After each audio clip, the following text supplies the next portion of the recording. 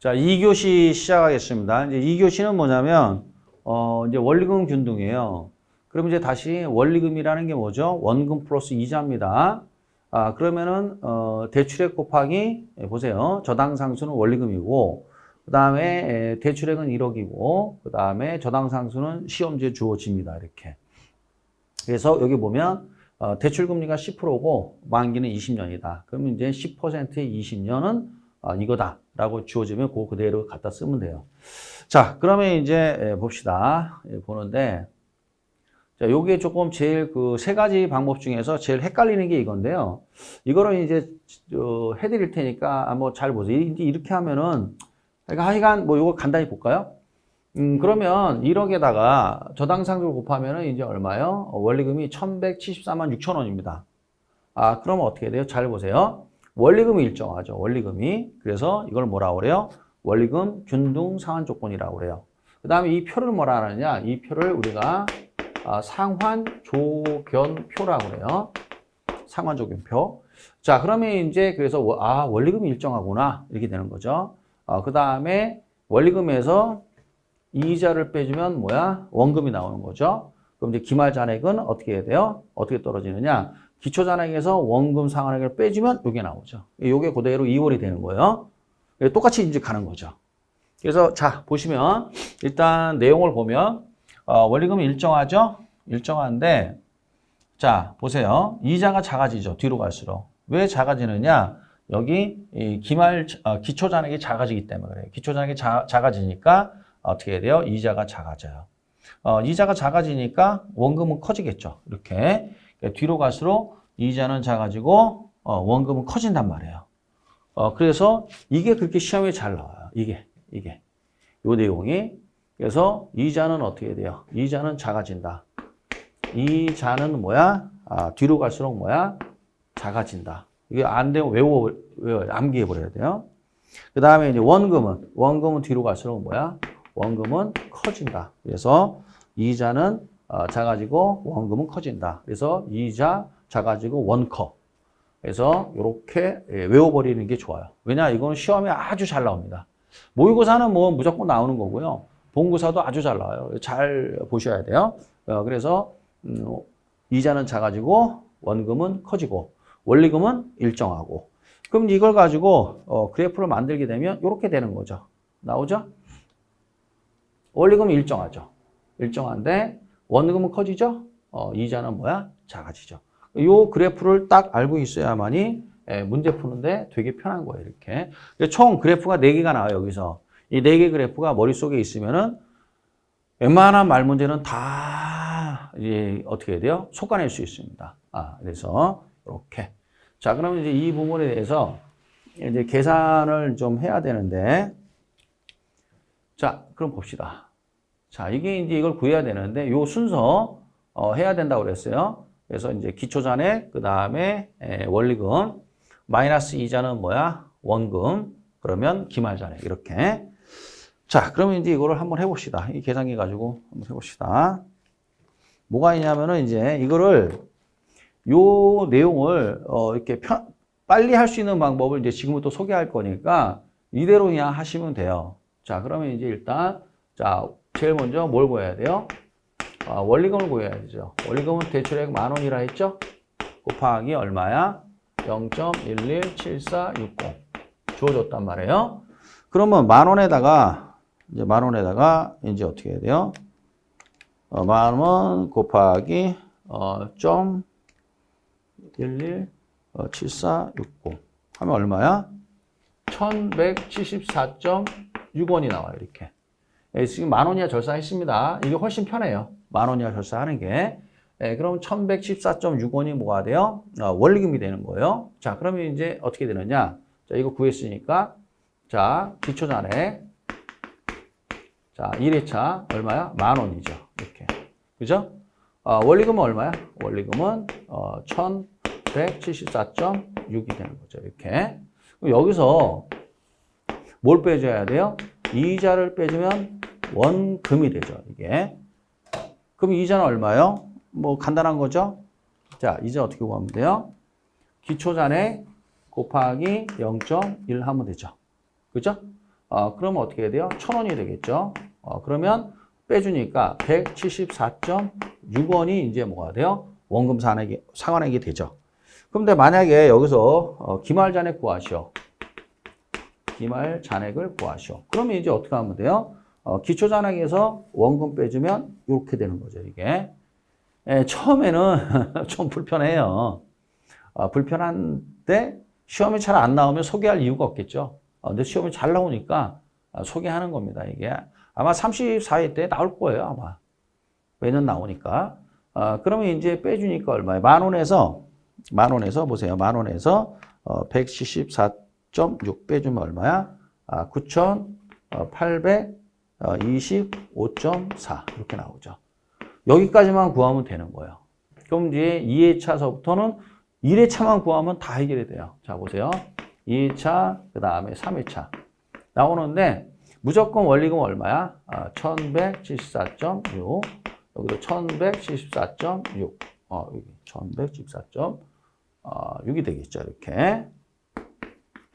자, 그럼 이렇게 되고, 자, 그러면 이제 여기서, 자, 그러면 이제 이자하고, 여기서, 원금을 다 구할 수 있어요. 이 상태에서.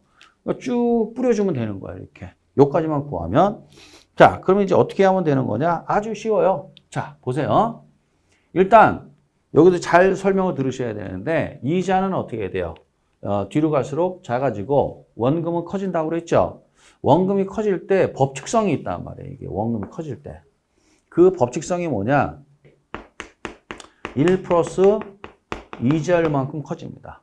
이게 1 플러스 이자율만큼 원금이 커져요. 그럼 이자율이 뭐야? 10%니까 0.1이죠? 1.1이죠. 그러니까 1.1배씩 커져요. 이게. 그럼 곱하기 1.1 해봅시다. 그러면 자, 보세요. 174.6 곱하기 1.1을 한번 해보세요, 여러분들. 직접 계산기 한번 눌러보세요. 174.6 곱하기 1.1 하면 얼마 나와요? 얼마가 나오느냐? 192. 얼마 나와요? 06이 나와요, 이렇게. 그럼 여기다가 또 곱하기 1.1을 하는 거예요, 이렇게. 곱하기 1.1을 하면 얼마예요? 얼마 나오냐? 211. 얼마야? 266이 나와요. 자, 그러면 이제 어떻게 돼요? 1.1배씩 커진단 말이에요. 뭐가? 원금이. 원금은 1 플러스 이자율만큼 커지는구나. 그럼 원금이 커지면 어떻게? 이자는 작아져야 되겠죠. 그럼 이자는 어떻게 구하느냐? 되게 쉽습니다. 자, 구했으니까 원리금에서 원금 빼주면 이자가 나올 거 아니에요. 이렇게 역산하는 거예요, 이렇게. 안 그러면 일일이 다 계산하면 너무 힘들어요. 역산을 하면 되잖아요. 그러면 이제 어떻게 돼요? 그러면 1114.6 마이너스 192.06 해주면 얼마가 나와요? 그러면 982.54가 나와요. 이렇게. 여기도 마찬가지예요. 1174.6 마이너스 211.260 해주면 얼마 나요? 963.34가 나와요. 이렇게 딱 이렇게 떨어집니다. 이게 제일 빠른 방법이에요. 그러니까 여기까지 만약에 여러분들이 지금은 아니지만 내년 5월 달까지만 이거 하시면 돼요. 내년 5월 달까지. 그래서 여기서부터 만약에 여기서부터 여기까지 이렇게 여러분들이 내년 언제요? 2023년 5월 달까지만 요거를 작성할 줄 알면 돼요. 지금 당장은 좀 그럴 테니까. 그러면 이제 이게 되면은 원금, 원리금, 체증은 다 여러분들이 다 이해한 거예요. 이게 되면. 나머지는 다 쉬워요. 그래서 이거를 중요하니까 별 2개 치고 여러 번 연습을 하십시오. 그럼 이제 여러 번 연습을 하다 보면 여기서 말문제가 나온단 말이에요. 다 맞춰요, 이제 말문제는. 왜냐하면 이 내용이 흐름을 알기 때문에 말문제 나오면 즉각 잡아낼 수 있습니다. 그래서 이렇게 연습을 해주시기 바랍니다. 자, 지울게요. 자, 그래서 이제 됐고. 자, 그 다음에 이제 뭐가 나오냐면은 이제 나오는 게 이제 체증이란 말이에요. 체증. 체증을 같은 말로 이걸 점증이라 해요. 점점 증가한다. 점점 증가한다. 점증 또는 체증 같은 말이에요. 그럼 이제 뭐가 점점 증가하느냐? 이 원리금 상환액이 점점 증가한단 말이에요. 그래서 이걸 보기 위해서는 뭘 봐야 되느냐? 요 그래프를 봐야 돼. 요 그래프. 이 두 개의 그래프가 이제 있는데 이 두 개의 그래프가 아주 머릿속에 있어야 돼요. 그럼 총 그래프가 몇 개예요? 여기서는 4개가 됩니다. 이 4개 그래프가 여러분 뭐야? 머릿속에 딱 있어야 돼요. 이게. 요걸 먼저 볼게요.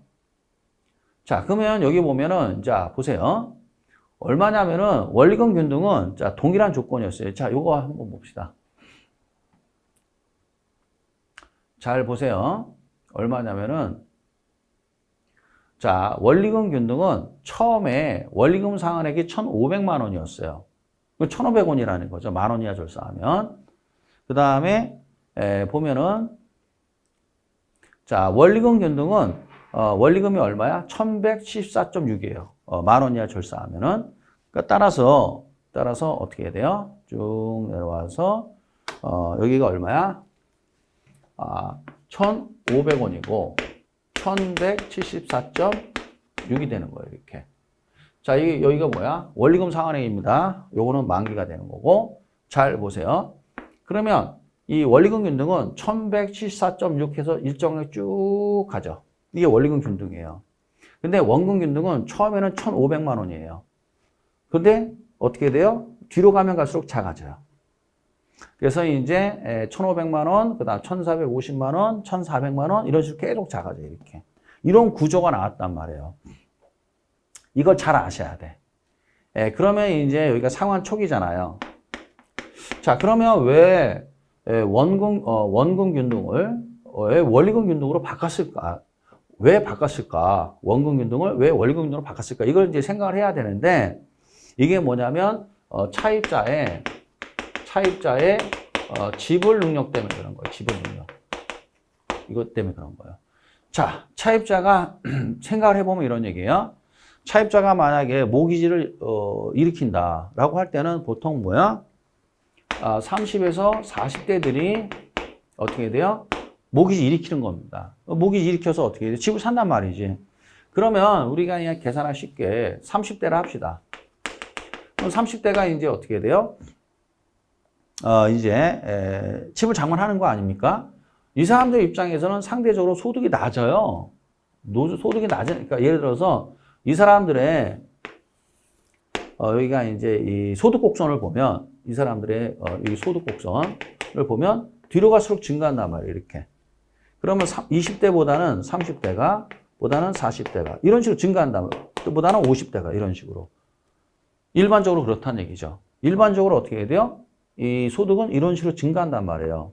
그럼 상대적으로 20, 30대는 뭐야? 소득이 낮단 말이에요. 40, 50대보다는. 그런데 이 30대가 보세요. 보통 모기 일으켰는데 잘 보시면 1회 차에 보면 여긴 1,500만 원이고 여긴 1,174만 6천 원이란 말이에요. 그래서 이거를 낮춰준 거예요. 이렇게. 이거를 낮춰준 거예요. 이렇게. 그러니까 결국 초기에 너무 많다 이거죠. 지불액이. 이 원리금 상환액 지불액이 너무 높다. 원금 균등은.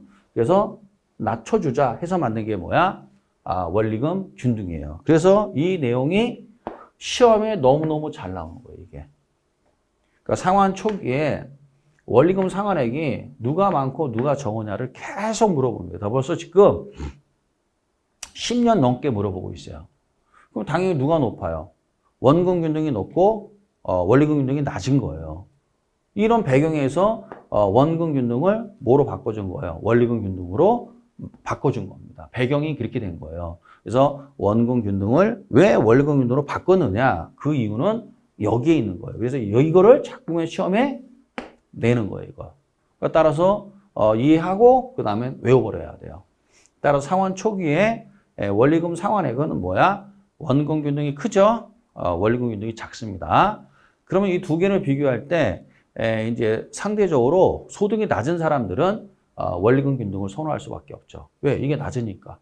맞다 그러셔야 돼, 이렇게. 자, 됐고. 그러면 이거보다 더 줄여주세요. 해서 맞는 게 체증이에요. 체증은 제일 낮아요, 이렇게. 제일 낮습니다. 이게. 제일 낮아요. 쭉 낮게 만들고 뒤로 가면 갈수록 어떻게 돼요? 이게 커진단 말이에요. 그래서 점점 커진다. 뭐가? 원리금 상환액이. 그래서 점증이란 말이에요. 그래서 차입자 소득 곡선하고 딱 맞춰놓은 게 점증이에요. 그러니까 처음에는 소득이 낮으니까 적게 내다가 뒤로 갈수록 뭐야? 많이 내라. 이게 바로 이렇게 된 거예요. 자, 그러면 이제 이걸 가지고 잘 이제 생각을 하셔야 됩니다. 그러니까 왜 여기 보시면 왜 체증 또는 점증이 됐느냐? 그 이유는 어떻게 해야 돼요? 초기에 뭐야? 제일 작죠? 제일 작다가 어떻게 돼요? 상환액이 점점 커지죠. 그래서 이걸 뭐라 그래요? 점증이라 하는 겁니다. 그러면 이 그래프가 이제 됐고 이걸 토대로 해서 많은 이제 말 문제들을 풀을 수가 있어요. 자, 그 다음에 또 남는 게 뭐냐면 이제 이 잔액 그래프예요. 이것도 잘 보셔야 돼요. 이 잔액을 보면은 1억을 최초 대출액은 똑같죠. 이 1억이 똑같단 말이에요. 1억을 빌렸는데 만기 20년 동안 쭉 이렇게 직선으로 이렇게 떨어지는 게 뭐야? 원금 균등 상환 조건이란 말이에요. 왜 그러냐? 원금 균등 상환 조건은 매년 500만 원씩 계속 상환한단 말이에요. 500만 원씩. 그러니까 처음에 뭐야? 1억, 그 다음에 9,500, 9,000, 8,500, 8,000 이런 식으로 500만 원씩 직선으로 쫙 떨어져요. 그런데 점증은 어떻게? 죄송합니다. 원리금 균등은 서서히 떨어져요. 이렇게 서서히. 왜 그러느냐? 이걸 상환조건표를 봐야 돼, 이거. 보세요. 자, 여기 보시면 보세요. 기말 잔액이 어떻게 해야 돼요? 서서히 작아지잖아요. 왜죠? 원금 상환액이 작기 때문이니까 서서히 작아져요. 그래서 다시 내려와서 보시면 어떻게 해야 돼요? 아이고. 이렇게 어떻게 해야 된다? 서서히 작아진다. 서서히. 이렇게. 이걸 아셔야 돼요. 서서히 작아지는구나. 그 다음에 커졌다 작아지는 게 있어요. 이게 커졌다가 작아지는 게 있어요. 이게 바로 체증이에요. 그러면 이제 요거를 대출액보다 잔액이 요거 잔액이니까요. 더 커지는 현상을 요걸 뭐라 하느냐? 부해상환이라고 해요. 이 부해상환이라는 건데 지금 얘기하면 여러분들 힘들죠? 그래서 이게 이제 1억을 빌렸는데 이 상환 초기에는 어떻게 해야 돼요? 1억을 빌렸는데도 불구하고 상환 초기에는 잔액이 1억보다 더 커져요. 이런 현상이 나와요. 이게 부해상환이라는 건데 이게 뭐 간단히만 설명하면 이렇게 돼요. 만약 1억을 이제 대출을 실행을 했어요. 그럼 1억에 10%는 얼마야? 1,000만 원이죠. 그럼 1회차에 1,000만 원의 이자를 은행은 받아야 되는 거예요. 그런데 이 점증은 굉장히 초기에 지불액이 낮아요. 1,000만 원 이하예요. 그럼 지불액이 만약에 500만 원만 지불했다라고 하면 요 갭이 얼마 되겠어요? 500만 원이 갭이 생겼잖아요. 그렇죠? 그러면 은행은 500만 원만 받으니까 500을 더 받아야 돼요. 왜? 이자가 1,000만 원인데 500밖에 못 받았잖아요. 그럼 이 못 받은 500만 원을 어떻게 할 거냐 이거야. 이거를 퉁칠 것도 아니고 이거를 잔액에다 넣는 거예요. 잔액에다. 잔액이 커지는 거예요. 그래서 처음에 1억, 그 다음에 뭐야? 1억 500 이런 식으로 또 커지는 거예요. 근데 또 2회차에 500만 원 또 못 받았다. 그러면 1억 1,000 이런 식으로 커져요. 그러니까 처음에는 좀 커지다가 뒤에 가서 작아져요. 이렇게. 그래서 이런 구조가 나와요. 그러면 이제 이렇게 했고, 그러면 이제 자, 정리하면 이제 여기서 이제 수도 없는 문제들이 나오기 시작합니다. 예를 들어서 이런 얘기예요. 그러면 은행 입장에서 이 잔액이 제일 작은 게 뭐냐 이거죠. 잔액이 제일 작은 건 당연히 원금 균등이에요. 그래서 이제 시험에 자꾸 물어보는 게 이 잔액이 누가 많고 누가 적으냐 이걸 물어요. 그러면 중도 상환을 했을 때 제일 잔액이 뭐야? 작은 게 뭐죠? 원금 균등이에요. 제일 큰 건 뭐야? 원리금 균등이겠죠. 그러니까 잔액이 중도 상환을 했을 때 잔액이 제일 작은 거. 그러면 이제 잔액이 작을수록 은행은 어떻게 해야 돼요? 은행은 이제 금년 시험 문제인데 여러분들이 이제 이해하면 좋고 이해 못하면 이제 기본서 강의할 때 더 받아들이시면 됩니다. 여기 보세요. 뭐가 나왔느냐? 듀레이션이라고 나왔어요. 듀레이션. 듀레이션. 그래서 이제 이 듀레이션이라는 단어를 보고 이제 수강생들이 놀란 거죠. 이거를 보고 놀랬죠. 이거 보고 금년에.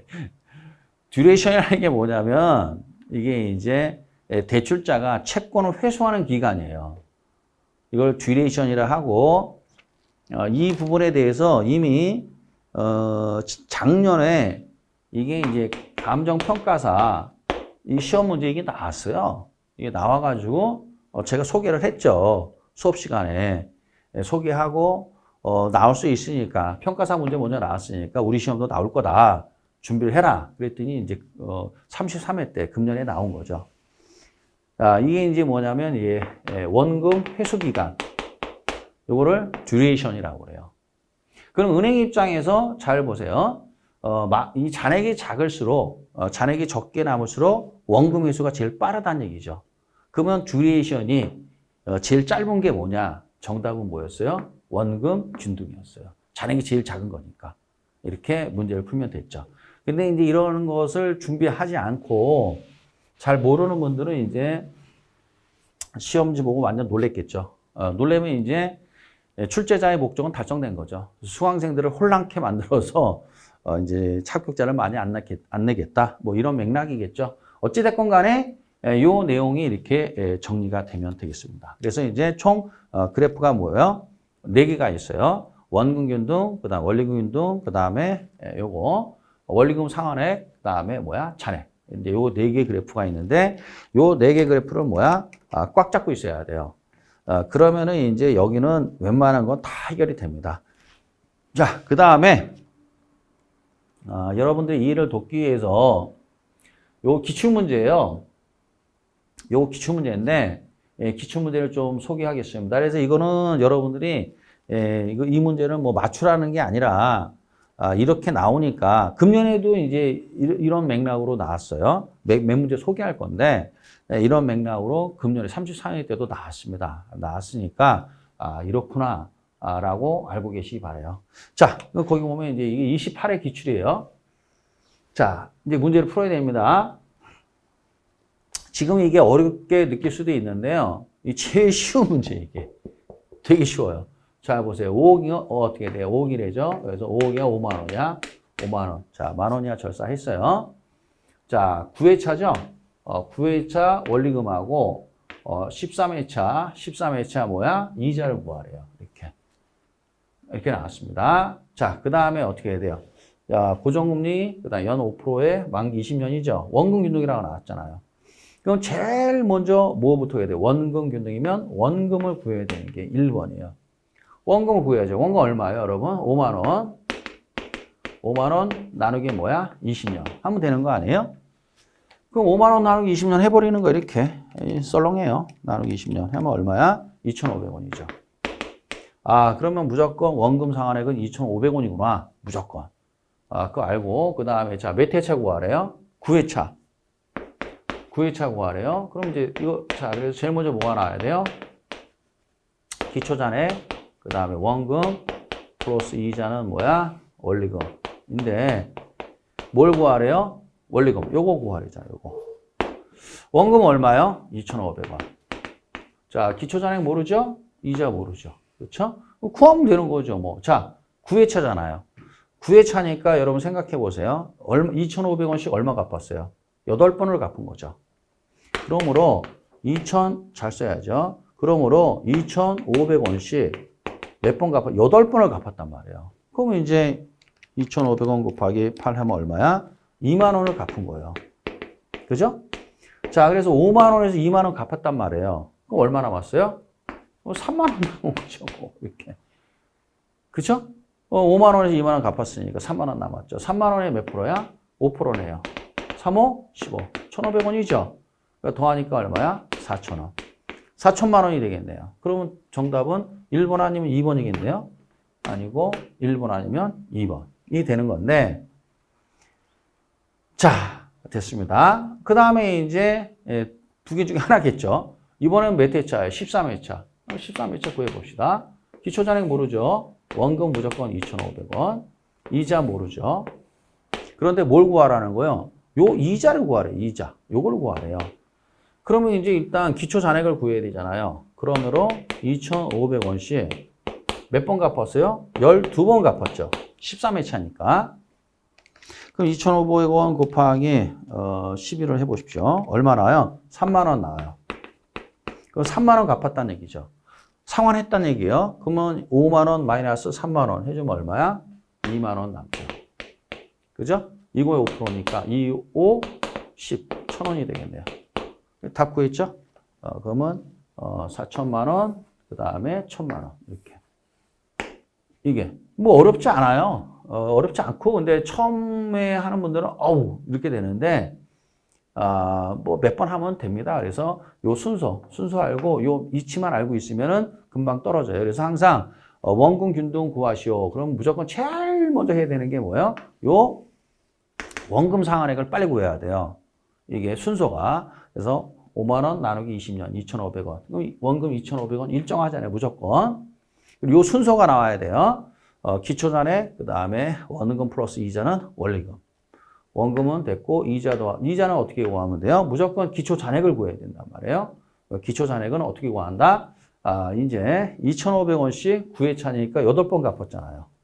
그래서 2만 원. 그래서 5만 원에서 2만 원 빼주니까 얼마야? 3만 원. 3만 원에 5%, 3, 5, 15. 이렇게 딱 떨어지죠. 이런 식으로 이제 문제를 푸시면 되겠어요. 근데 처음에는 뭐 당황하죠, 이게.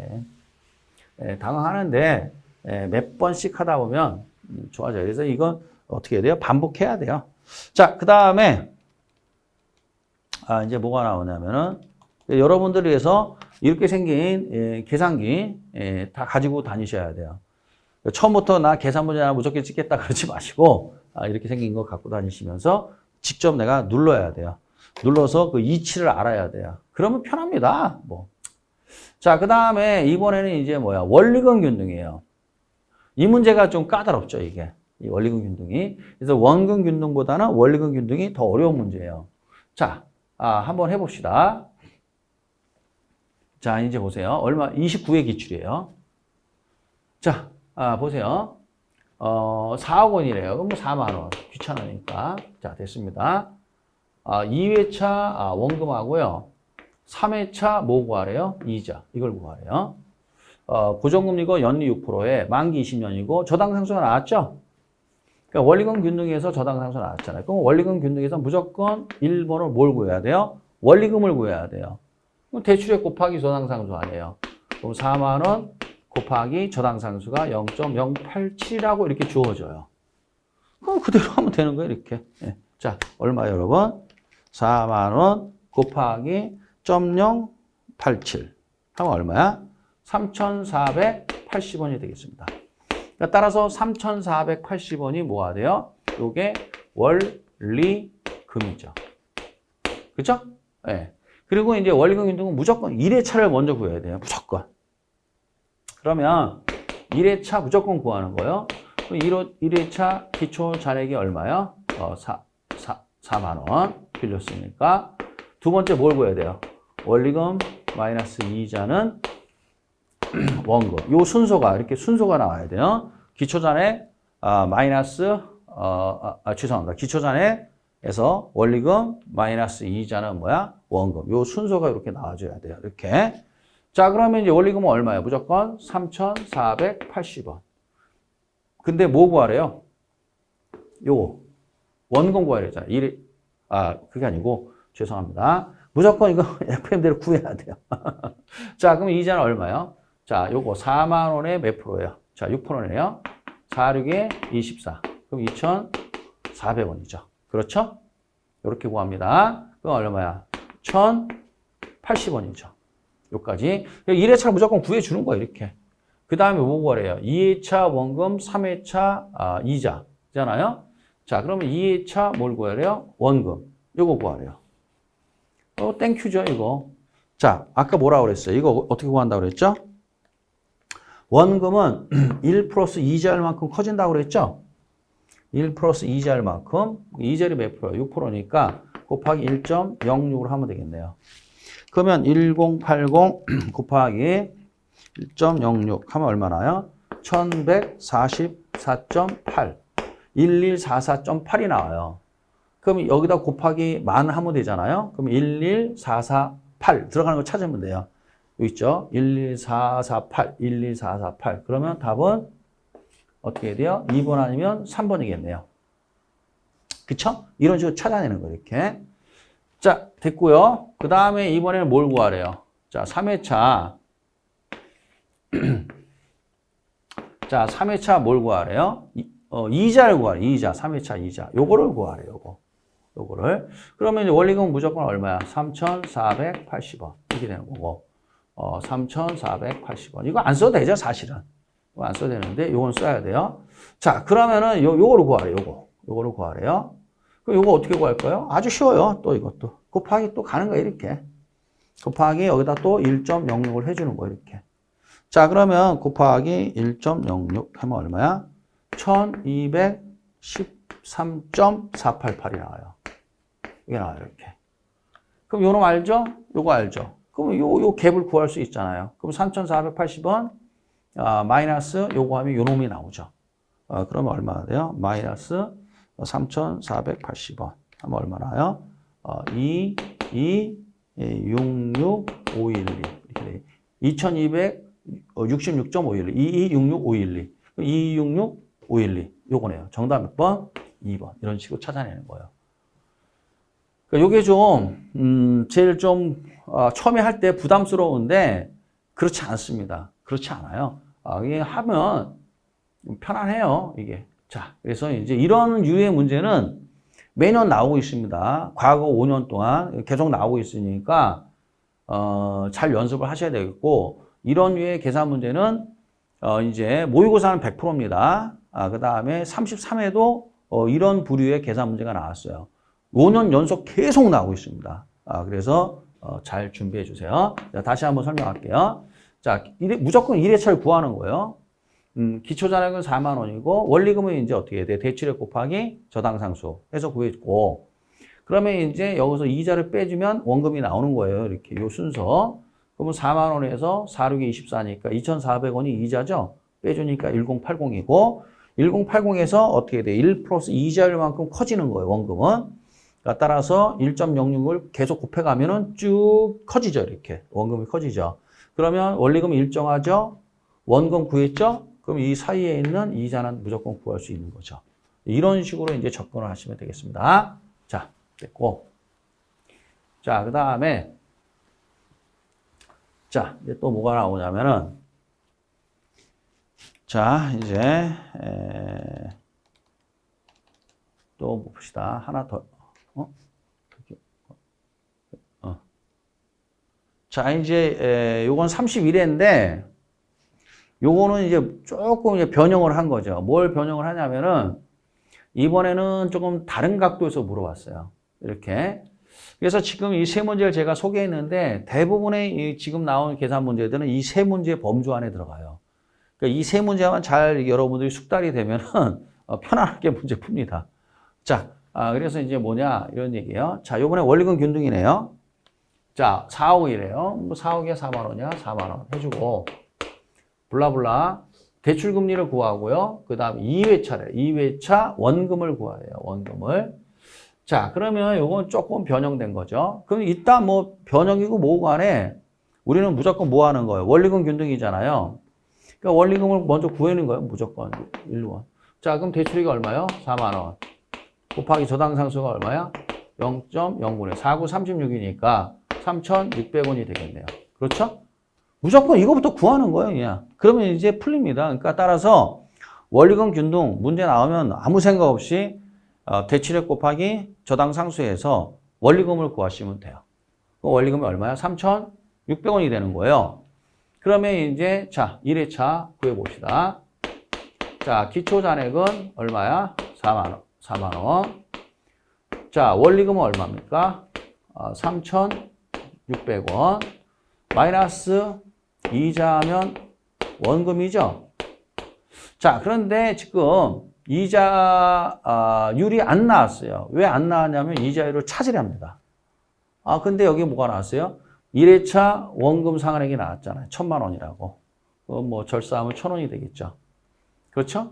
그럼 이게 얼마래요? 자, 여기 보세요. 이자가 1,000원이래요. 이게 주어졌잖아요. 그러면은 이 경우에, 죄송합니다. 이자가 1,000원이야. 원금이 1,000원이죠. 이게 1,000원이라고 주어졌어요. 그럼 요 갭을 구할 수 있잖아요. 요 갭이 이자니까 2,600원이 이자가 되겠네요. 이자 찾았죠. 이렇게. 그러므로 이자율을 구할 수 있단 말이에요. 이자는 어떻게 해야 돼요? 항상 율자 나오면 슬래시 그라고 그랬잖아요. 내가. 율자가 나오면 슬래시 그면 어떻게 해야 돼요? 결국 슬래시 그면은 이자예요. 이자가 분자가 되는 거예요. 이자가 얼마죠? 2,600원. 그럼 분모는 뭐죠? 4만 원이잖아요. 4만 원. 4만 원. 왜 4만 원이에요?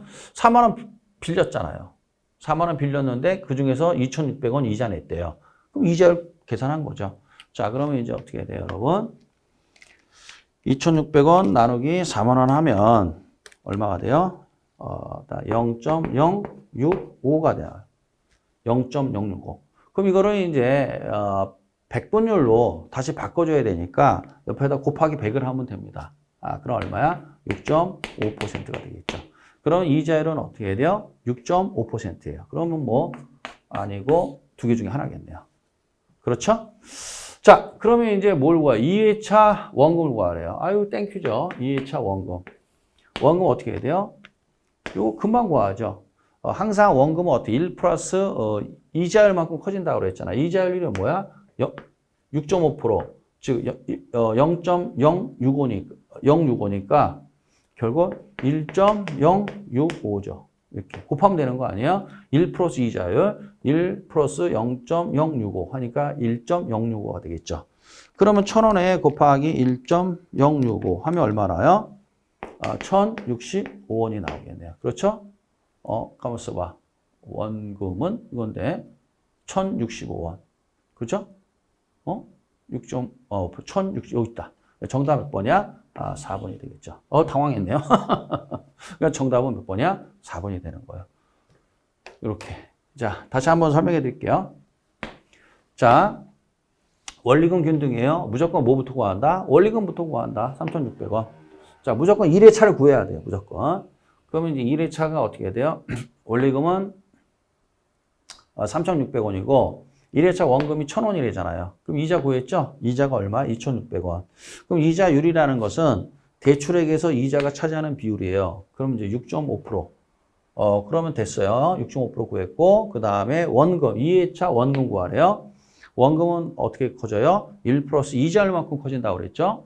그러니까 이자율이 뭐야? 0.065니까 1 플러스 0.065. 1 플러스 0.065. 해주면 1.065가 되죠, 이렇게. 그죠? 그래서 1.065로 곱해주면 1,065원이 원금. 끝난 거죠. 이런 식으로 문제를 구해주면 됩니다. 그래서 이제 이와 같이 이렇게 세 문제를 다 소개했는데요. 인문 강의 하면서 이 세 문제가 이제 앞으로 모의고사에 계속 나올 거고요. 계속 연습하시면 됩니다. 반복해서. 그러면 뭐 됩니다. 어려울 거 없어요. 자, 그러면 이제 여기까지 됐고요. 자, 그 다음에 이제 좀 뭐 복습을 좀 합시다. 복습을. 자, 그래서 복습을 좀 하는데, 자, 좀 앞으로 갑시다, 이제. 이제 앞으로 가서 뭘 좀 복습을 해야 되느냐. 다시 한번 요거를 좀 해봅시다. 여기. 자, 요거. 자, 그러면 이제 여러분들 아까 제가 뭐라고 그랬어요? 다시 설명하면, 여기 보면, 원리금 나누기 저당상수가, 자, 여기서 원리금 나누기 저당상수가 대출액이라고 아까 설명을 했어요. 그러니까 이게 이제 왜 어떻게 나왔는지 알겠죠? 대출액 곱하기 저당상수는 원리금인데 이거를 식을 변형을 하게 되면 대출액을 다시 해드릴게요. 이게 이렇게 된 겁니다. 대출액 곱하기 저당상수는 원리금이에요. 그러면 양변을 뭐로 나눠야 돼요? 양변을 저당상수로 나눠주죠. 나눠주면 어떻게 해야 돼요? 대출액은 원리금 나누기 저당상수. 됐죠? 이게 이렇게 된 겁니다. 유도된 겁니다. 자, 그래서 이제 요거를, 유도는 이렇게 됐고, 하여간 결론이 이거예요. 이거 외워야 돼요. 그래서, 원리금 나누기 저당상수는 대출액. 이렇게 외우셔야 돼요. 요거를. 그러면 이제 이게 순서대로 되는 겁니다. 자, 여기 보시면 다시 해볼게요. 만약에 이제 은행이 요구하는 DTI가 얼마야? 아까 0.4다 이거죠. 자, 그 다음에 차입자의 소득이 나와야 돼요. DTI라는 건 차입자 소득에서 분모, 해당 주담대 원리금이 차지하는 비율이니까 요거는 무시하고. 자, 그러면 이 소득이 얼마야? 예를 들어서 5천만 원이다 이거. 얼마? 5천만 원. 그럼 어떻게 이렇게 곱하면 되는 거죠? 그럼 어떻게 해요? 해당 주담대 원리금이 얼마야? 2천만 원이죠. 이렇게. 그럼 여기가 얼마야? 요게 2천만 원이라는 얘기고. 나누기 뭐야? 저당상수. 보통 시험에 0.1이라고 나와요. 10%라고. 그럼 얼마? 대출액은 뭐야? 2억. 이렇게 되는 거죠. 아시겠어요? 이게 별거 아니니까 이렇게 하시면 되겠고. 자, 그 다음에 이제 또 뭐가 나오냐? 만약에 이제 여기 대부 비율이 50%다. 이렇게. 이게 나와요. 그럼 뭐 대부 비율 나오면 대부 비율이라는 게 뭐 LTV라는 건 담보 가격에서 대출액이 차지하는 비율이니까 이거 공식이 나와야 되겠죠? 그러면 이제 뭐 예를 들어서 이게 만약에 뭐 5억이다. 그러면 5, 25. 대출액은 뭐야? 2억 5천이 되겠네요. 자, 그러면 요거 하나 나왔죠. 자, 요거 하나. 그러면 이제 결국 어떻게 해야 돼요? 두 개 중에 뭐야? 작은 거. 그러니까 정답은 얼마야? 2억이 되는 거예요. 아시겠죠? 그래서 이제 말 문제는 이렇게 나왔단 말이에요. LTV라는 것은 담보 가격에 의해서 대출액을 구하는 거고, DTI라는 것은 차입자의 소득을 기준으로 뭐야? 대출액을 구한다. 맞다. 그렇게 하시면 돼요. 여기서 이제 말 문제가 됐던 계산 문제가 됐던 이런 식으로 접근을 하시면 되겠습니다. 알았죠? 자, 그 다음에 이제 이거 보고 그 다음에 좀 가서 좀 뭘 좀 해야 되냐면 이따가 여러분들이 이제 그 동그라미 X 문제를 풀기 위해서는 이게 짝짝짝 돼야 된단 말이에요. 자, 이게 뭐냐? 바로 요건데 여기 보시기 바라요. 현금 흐름 분석이라는 거죠. 복습하는 겁니다. 이게 그 투자론에서 제일 중요한 게 여러 가지가 있는데 그 중에 하나가 만약에 꼭 골라라 하면은 지금 소개하는 내용이에요. 이제 앞으로 소개할 내용이 영업 현금 흐름, 그 다음에 이제 화폐 시간가치인데 이 영업 현금 흐름하고 화폐 시간가치 두 개를 딱 쥐고 있어야 돼요. 그러면 투자론이 다 해결이 된 겁니다, 이게. 나머지는 그냥 술술술술 풀려요, 이게. 실타래가. 그런데 이제 영업 현금 흐름하고 화폐 시간가치를, 특히 이제 화폐 시간가치를 힘들어 하신단 말이에요. 그러면 이제 계속 꼬여요, 이게. 할인이 뭐니 이게 몰라갖고. 그래서 이제 일단 이거를 좀 복습을 할게요. 자, 그러면 이제 요거를, 요 내용, 이거 외우라고 그랬죠. 그래서 어떻게 외웠어요? 가공기, 유비, 순, 부채, 전, 세, 후. 이렇게 외우라고 그랬죠? 가공기, 유비, 순, 부채, 전, 세, 후. 그 다음에, 여기서, 여러분들이 아셔야 되는 게 뭐냐면은, 여기 부채 서비스액이라고 했는데, 투자론에서는 자꾸만 부채 서비스액이라고 이렇게 표현 나와요, 이게. 근데 부채 서비스액이 뭐야? 원금 더하기 이자예요. 원리금이에요. 우리가 배운.